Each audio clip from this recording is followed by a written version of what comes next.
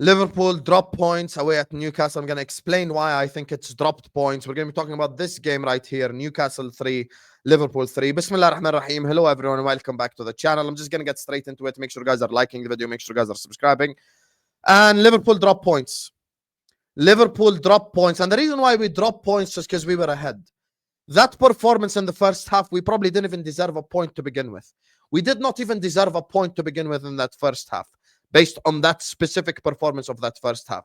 But in the second half, the Egyptian king, Mohamed Salah, the best player in the world, the best player in the Premier League, one of the greatest Premier League players ever, almost single-handedly alongside Trent Alexander-Arnold, made us be winning 3-2. We were in a pole position to win that game. And then Kelleher, with a costly, very costly error, bring back Alisson Becker ASAP. Bring back Alisson. And for all the people who say stuff like, oh, doesn't Kelleher have a shot to stay in goal? This is exactly why you guys always trust the world-class players. The world-class players are the players that make a difference. The world-class players are the difference makers. The world-class players win you games. End of discussion. Stop lying to yourselves. Kelleher is not better than Alisson. Gomez is not better than Konate. And whoever is not better than Mo. And no one's better than Trent as a fullback of this whole club. Discussion over. You have to respect world-class players and what they bring to this team and what they bring to the table. Now, let's talk negatives and then let's talk about positives. Negatives. Number one, Kelleher. For a goalkeeper that saved Kylian Mbappe's penalty, for a goalkeeper that has played finals at Wembley, for him to make that mistake, coming out for the ball. If you want to come out for the ball, you either come out for the ball and collect it, come out for the ball and get it, or just don't come out for the ball to begin with. You just have two choices as the goalkeeper in that specific scenario, in that specific situation. Either come out for the football or don't come out for the football. What you can't do is half-ass come out for the football. Like, I'm going to come out for it, but then I'm going to stop midway. That's not how it works. If you made that run, continue that run to try to collect the ball or don't. Simple as. And Kelleher as well. For the second goal, I know some people might say it's harsh. Listen, first goal, fair enough. It was an Isak banger. No one could have stopped that. Kelleher for the second goal as well. It was shot right at him from Gordon. Alisson saves those. I'm not trying to scapegoat Kelleher, but we have to address this is a match reaction to Newcastle. I have to talk about this game specifically. And Kelleher today was just absolutely not good enough. Now, on to the second player, Darwin Nunez. Guys, I don't care if you're Darwin Nunez's biggest fan. I don't care if you're a tactical on Twitter. I don't care if you want to break down what he brings to the game. And it's much more than GA, Husam, and it's so much bigger. Listen, we have to explain his tackling and his work rate and all this cringy shit. At the end of the day, Nunez is not good enough. We just have to accept it. The quicker we accept it, the easier it is. Simple as. It's season 3 now. Season 3, and we're doing the same shit over and over again. Let's just say it. Let's just say it as it is. There are 3 types of strikers in this world. You've got the Firmino type of striker, who's Jogo Bonito, brings your wingers into play, creates for your wingers, and your wingers are inside forwards almost. You've got the finishing type of forward, like an Erling Haaland, who finishes his chances but might not be the best footballer. And then you've got the likes of players who do both, like a Karim Benzema, like a Harry Kane, the best of the best strikers who can create and can score. Nunez is none of the above. Because Nunez is not Jogo Bonito, definitely not Jogo Bonito. He's not just a goal scorer, and he's definitely not both put together. He cost us once again right in front of goal. Right in front of goal, and he fluffs the shot. And on top of that, it's his overall gameplay as well, which I have acknowledged that this season has improved. But his overall gameplay as well is just so dreadful to watch. The guy just doesn't have the intelligence required to play at this top level. He doesn't have the decision making. He doesn't have the intelligence, whether he has the ball deep, whether he has the ball in the 18-yard box, whether he has it in the pen, wherever he has it. He just doesn't make correct decisions 90% of the time. Stop moving like a tactical and trying to explain to us that it's his tackles and his chaos and his blah blah blah that makes the difference. At the end of the day, Darwin Nunez is not good enough. This is season 3, and we're saying the same shit that we've said in season 1 and season 2, and it's just not good enough. Period. It is just not good enough. End of discussion. Period.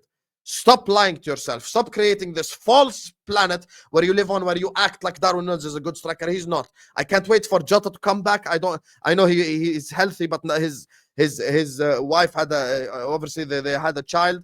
I hope his breastfeeding goes good, but he needs to come back because we need someone who's clinical, because this is just not good enough from Darwin Nunez. Third of all, as much as this player has been one of the best midfielders in the league, if not the best midfielder today. For me, was Ryan Gravenberch's worst game in a Liverpool shirt, and rightfully so, he was subbed off. It was the correct decision because I just don't think he was on it. And today, credit to Newcastle, because their press was out of this world. We couldn't play out of their press. They suffocated us with the press. They absolutely destroyed us with the press, and we were just suffocated. Their high press, they kept pressing our centre-backs, they kept pressing our midfield, and actually the 2, 3, 4 times in the second half we played out of their press, we created chances. And maybe this is why perhaps we need a Zubimendi level of player.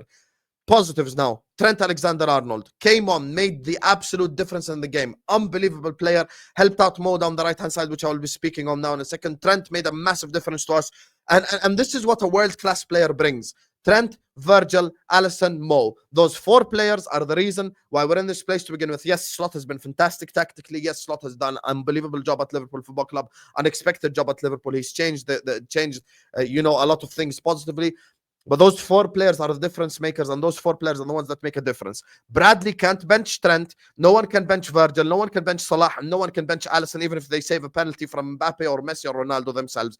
These 4 players need to be starting week in, week out for us to be the team that we're capable of being. Trent, absolutely incredible performance today. And also, I don't want to talk about Salah. For all the people who doubt the Egyptian king, you are the biggest disgrace if still at this point in time you still question him. The guy almost won us the game by himself. Trent, of course, played a massive role, but I'm talking about that 3rd goal to turn in the penalty box and have that. That's the type of finish you'd expect Nunez to make, but of course he's incapable of it. Mo is the best player in the world. He's the best player in the league, and he absolutely killed it today, and it's a shame and a disgrace that after that performance we're not walking away with the 3 points. The reason why I'm upset is because, yes, overall maybe a draw was a fair result or whatever, but in that first half we didn't deserve not even a point. We didn't deserve anything. In that second half, after Mo turned it around for us, we could have won the game. 3rd guy I want to point out, unbelievable performance, McAllister. McAllister was phenomenal. He was sublime. There is not a negative word I can say about him. He was on it. He performed really well. And for me, he was our best midfielder on the pitch today, despite the fact Curtis scored, yes, but McAllister was unbelievable. Now to this referee. I don't even know what the referee's name is. This referee is an absolute fraud, and he's an absolute disgrace, and he stinks.